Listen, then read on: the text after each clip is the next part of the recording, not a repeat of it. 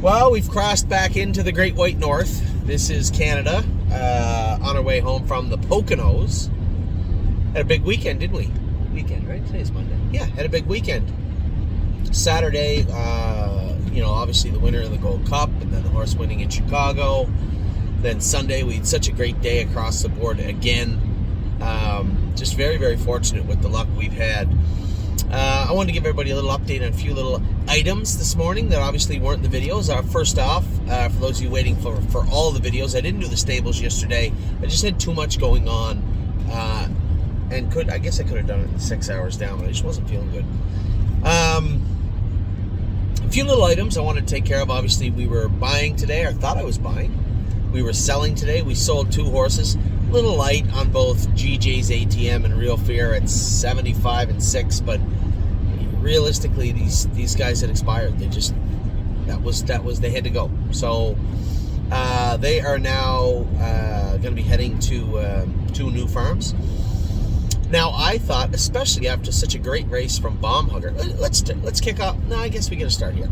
Bomb Hugger race, huge. Mark drove her great. She got out trotted on the end of it by a really good filly in Valentino Blue. Finished second, whacked out the mile. She looked good. She looked really, really good. Her own last quarter had to be 28-2, 28-3 a mile and 58 at Monticello. A big mile and a good race from her. So I was a little surprised. We had set our reserve at $80,000 US for Bomb Hugger, and quite frankly, I really thought that there was a chance, the way she raced today, that she could bring 6 figures. This is a nice filly. She got the Breeders' Crown. She got the Elegant Image. She's got the final. She's got the New Jersey Development Fund race in Freehold. If we want to go that route, there's a lot going on for Bomb Hugger. So I was a little surprised. Certainly surprised she didn't make a reserve, but not in the least concerned about not selling her. We're not going to undersell or overpay for any horses in the stable if we can help it. And that happened with 2 horses today. 1-2 Skip a Few was honestly a bit of a travesty that she didn't make a reserve. I had the reserve set at $25,000. Now, David Reed had told me that the last live bid was 22. So I was contacted by somebody in Ohio about buying her, and I told them the same thing I would have told them before the sale. It is going to take $24,000 to buy her. The reserve was at, The reserve was at 24, 25 was a buy. So I told them the reserve was at 24. Would we take 24? Yeah, I'd bite my lip and take 24 just because she won her last 2 races. But quite frankly, I think she's worth every penny of 28 or 30. So, and we did have a couple of people message about Bomb Hugger after, but that doesn't change the way I feel about the horses or the reserve that was set on those horses. So, if you're out there and you're wondering what they were, or would you like to buy them, Bomb Hugger is $80,000.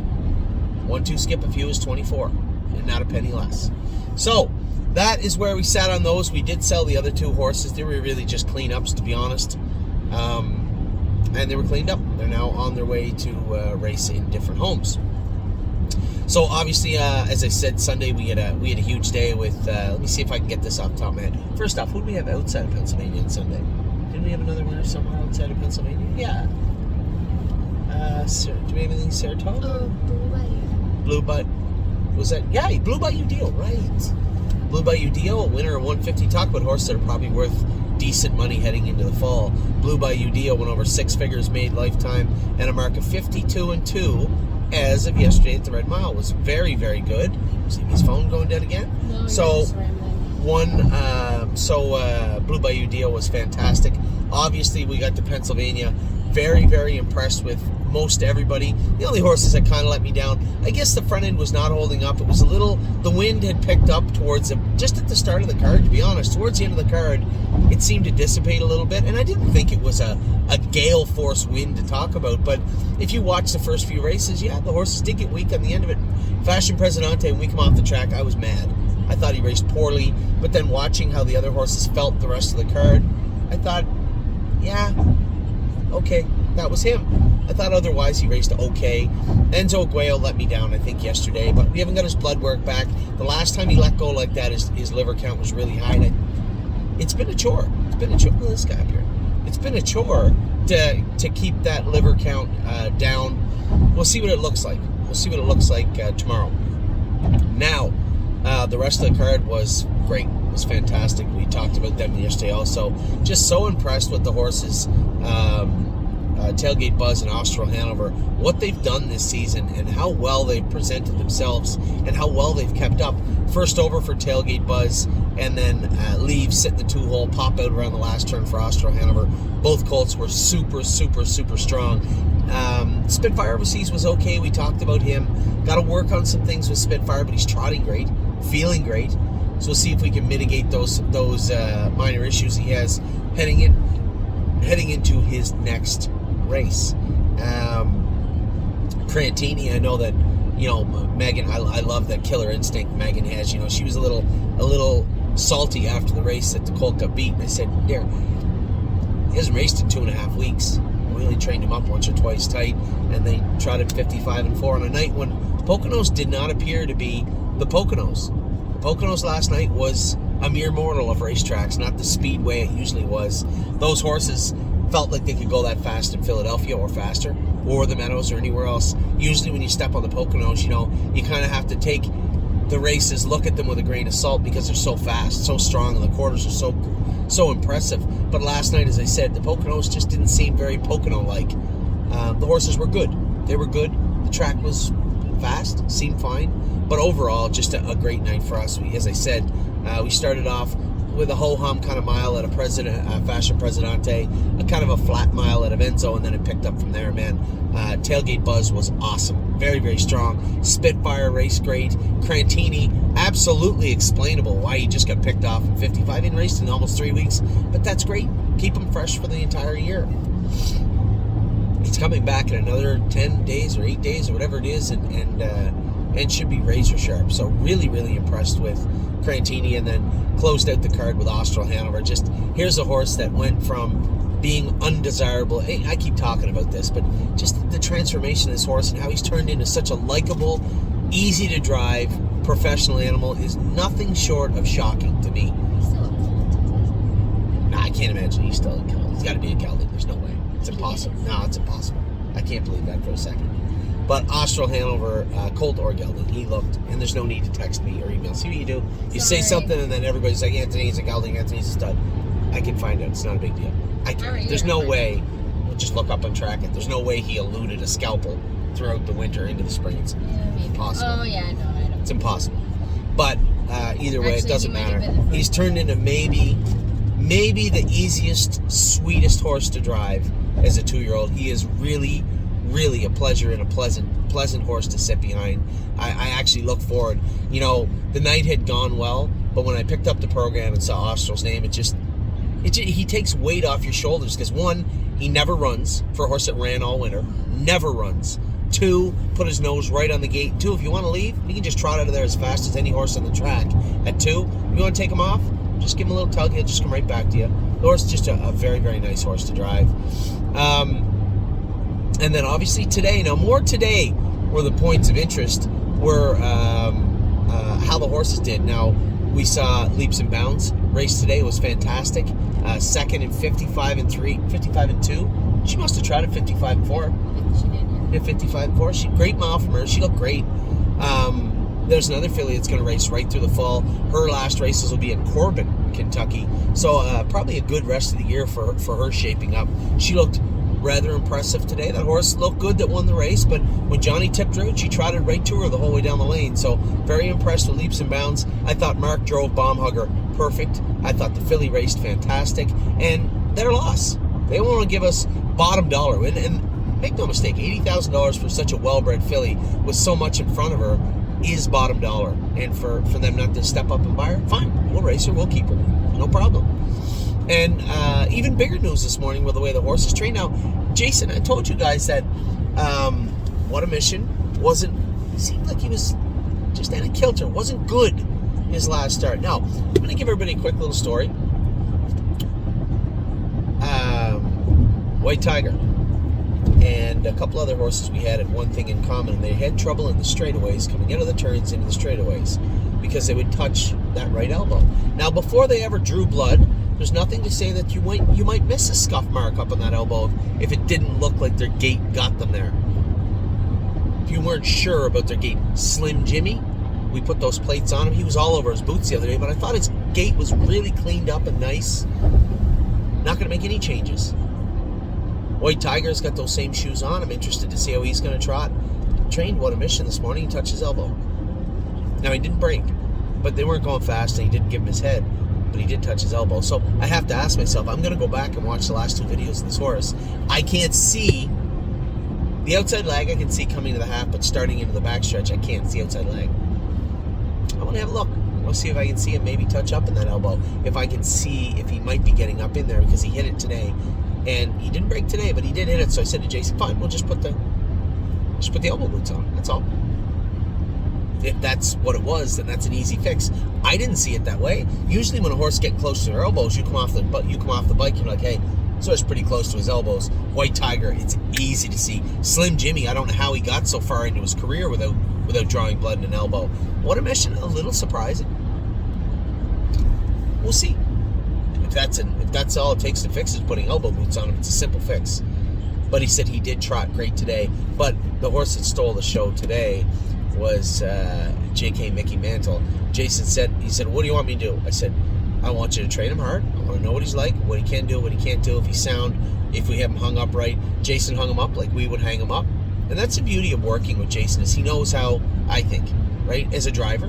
And we get along well as a trainer anyway. And I talk about this with Ross Leonard, with all our guys, whether it be Mario or Harry. We don't necessarily always operate the same way, but when it comes to hanging up horses, we, similar wavelengths for the most part. Jason had rattled off the equipment. He'd already trained him. He didn't tell me how fast right away. He told me the equipment he put on him, how he felt, how he looked. He said, Anthony, there was a tractor out there. I got over the half in a minute. He said, and I growled at him and come a half in 54 seconds flat over Northfield Park. This isn't Tamiko. This track's not short. This is Northfield Park. Now, the Northfield Park's a fast track, but it still is a half-mile track. He said, I want a mile in 154 off a half in a minute with this horse. That's how good he is. So, the problem being, everybody should be excited. I'm excited. I didn't see him go, but everybody loves a fast horse. The problem being is the withdrawal times. We did have work done to him the other day. Dr. Latessa had put some acid and betamethasone, I believe, in his stifles and one ankle, which is fine. Exactly what the horse needed. The problem is the withdrawal time on betamethasone in the U.S., in Pennsylvania, Ohio, and Ontario, at that quantity, is 10 days. So he couldn't race from 10 days to Thursday. I was actually going to take him home, race him in the non-winners of 2 Friday or Saturday at Mohawk, and if he raced good enough, we could take him to the Stallion Series in Pennsylvania on the 27th. Problem is, we can't race him. Couldn't race him from 10 days from last Thursday. That makes it Monday. Now, we could take him home, race him Monday in the non-winners of 2. I'm sure it's written. Problem being, you don't really want to race that horse Monday and back in the Stallion Series. Now, you might say to yourself, well, Anthony, we just forego the Stallion Series. That's one path. We can take that path. The problem with doing that is he is close. If he happens to win a Stallion Series, he can make it into the final, I believe. And if he's as good as we hope he is, that's probably where he should be. Or we can just forego all that, as you were just thinking, as I'm thinking also, and just say, fine, just take him home, we'll race him in the non-winners of 2. We can do that too. I'm going to think about it. I'm going to ask Jason how he jogs tomorrow, how he feels tomorrow. The horse sharp. We scoped him after. No issues, no blood, no mucus, no nothing. So that's great. So now what do we do with J.K. Mickey Mantle? The easy answer is whatever we want. Wherever we want. But I don't want to waste the starts. I guess theoretically we could race him at Scioto, we could race him at Mohawk, we could race him, and these are the places where they're going to go for the most money, the non-winners of 2, non-winners of 3, non-winners of 4.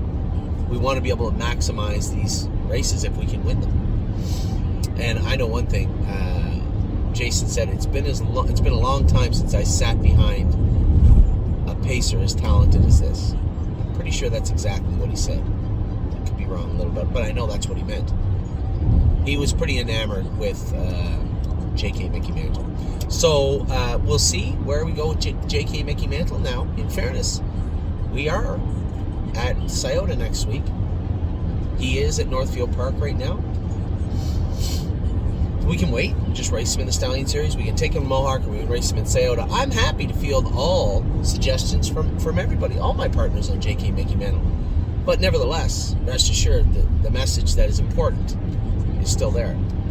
Horse seems like a monster, which is good. We paid a lot for him, but it's always tricky.